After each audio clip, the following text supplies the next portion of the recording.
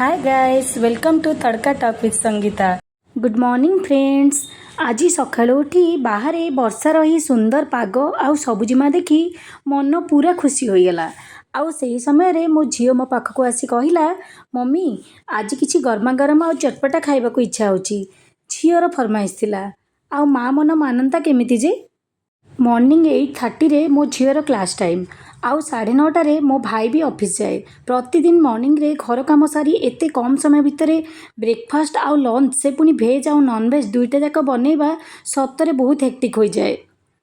झियो class को non veg निएनी, तेणु आज मु लगेली गोटे स्मार्ट आइडिया बनैली समस्त पसंदर भेज फ्राइड राइस।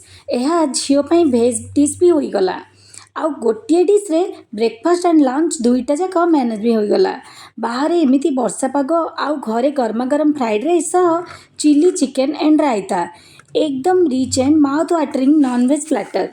झियो जेते बेले खाई सारी हसिकी कहला, मम्मी आज खाइबाटा बहुत टेस्टी होईची। बास सेई गोटे पद कथारे सकाळर सबु क्लांति आउ थकापण सबु दूर होईगला।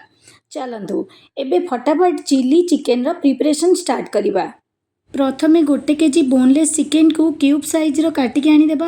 ताकू भल भाव सफा करी सेथिरे स्वाद अनुसार लुण, 1 स्पून हल्दी powder, 2 spoon red chilli powder, 2 spoon garam masala, 2 spoon chicken मसाला, 50 ग्राम मोटा बसा दही, 2 स्पून अदा रसुण पेस्ट, 2टी लेंबूर रस देई ताकू भल भाव मैरिनेट करी रखिदबा। प्रथमे चिकेन चिली पाई दरकार भेजिस जेमिति पियाज, कैप्सिकम, कंचा लंका, टमाटो, रसुण को क्यूब साइज रे काटिकी रखिदबा। तापरे फ्राइड राइस पाई भी स्वीट कॉर्न, गाजर, पियाज, कंचा लंका, कैप्सिकम, बंधाकोबी को भल से काटिकी रखिदबा। एपटे गैस ऑन करी सेथिरे गोटे डेक्ची को बसाई सेथिरे 4 स्पून तेल दबा। तेल गरम हेबा परे सेथिरे गोटे स्पून जीरा और काजू देबा। तापरे पियाज कंचा लंका को देई गोल्डन ब्राउन हेला जाए भाजिबा। काटिकी रखिथिबा रसुण और समस्त वेजिटेबल को देई भाजिबा। भेजिस टिके बॉयल हेबा परे सेथिरे 2 spoon tomato sauce, 2 spoon red chilli sauce, 2 spoon Schezwan sauce, 1 spoon black pepper powder और स्वाद अनुसार लुण देई भाजिदबा। शेषरे फ्राइड राइस रो टेस्ट को टिके एनहांस करिबा पई 1 स्पून लेंबू रस और 2 स्पून फ्राइड राइस मसाला को देई घांटी दबा। आगरू बने की रखिथिबा प्लेन राइस को देई घांटी दबा। रेडी होईगला आमर भेज फ्राइड राइस। आपण चाहिले गोटे पोर्शन राइस को नहीं ताको पुणी किछि ऑयल दे गोटे कढ़ाई बा फ्राइंग पैन रे टिके क्रिस्पीफाई करि परिबे। एपटे चिकेन फ्राए करिबा पई गोटे कढ़ाई रे तेल गरम करिबा पई बसई दबा। आगरू मैरिनेट करी रखिथिबा चिकेन रे 2टी अंडा और पकड़ा पाउडर को गोले तेल रे क्रिस्पी गोल्डन ब्राउन हेला जाए छाणिकी बाहर करदबा। अलगा गोटे कढ़ाई रे 4 स्पून तेल गरम करी सेथिरे काटिकी रखिथिबा अदा रसुण को देई भल से भाजी दबा।